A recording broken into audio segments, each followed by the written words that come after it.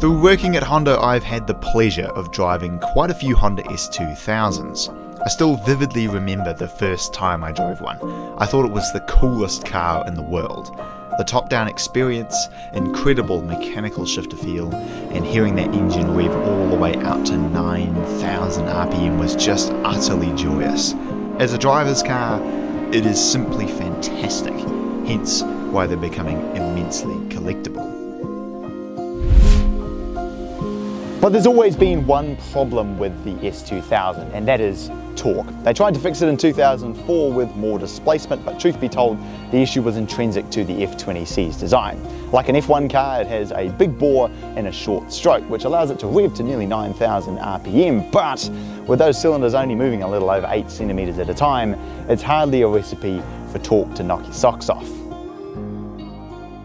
This S2000 though, is a little bit different.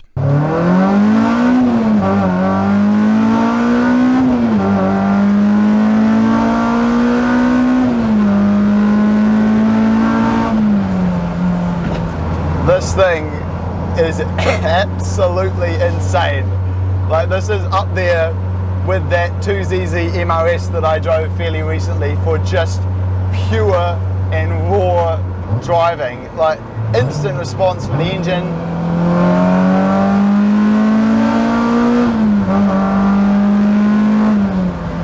It is truly remarkable. A few details on the car. It's obviously got a K24 A2 swap, which is lifted straight out of an Accord Type S. It's just paired up with the factory F20C header and intake manifold. Otherwise, it has a fully built spoon drivetrain, the gearbox and the differential and so on. And any eagle-eyed viewers will be able to tell the gears are much shorter than they would be normally. And then it's obviously running on a KPRO version 4 ECU to make all of this possible. And then sort of the supporting modifications obviously has, carbon fibre bonnet and a spoiler as well. It's lowered on some coilovers with some really nice lightweight wheels. The combination of that is that you have a car that just drives like nothing else I have ever driven. It's so light, just has immediate response, incredibly short gears. The steering is just like, you move it like literally millimeters in either direction and the car just responds. It's absolutely staggering. Changing down gears is just a joy because it can just do it so effortlessly and smoothly. I don't know what it is about the S2000 drivetrain, but somehow it's just so easy to drive really smoothly, which has really surprised me because there's very few of the original S2000 left in this car. So much of it has been changed, and yet it still has the spirit of the original, which I absolutely love. An S2000 above all else is a special car. You drive it, especially with the top down, flipping, everyone loves it.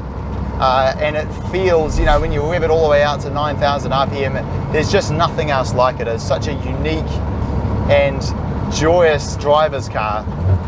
This takes the S2000 platform, which itself is special and fantastic, and puts arguably one of Honda's best 4-cylinder engines in it, and just makes it absolutely bonkers. The response in second gear, just because it's so short, is truly remarkable. It just corners completely flat.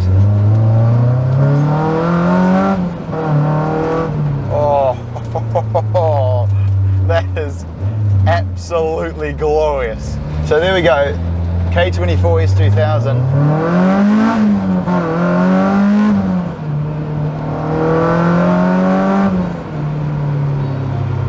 Absolutely fantastic.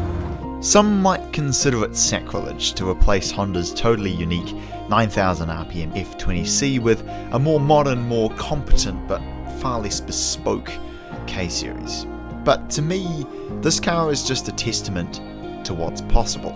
Like how a potter shapes a plain ball of clay into a beautiful vase, Hondas can be taken, moulded, changed, and adapted.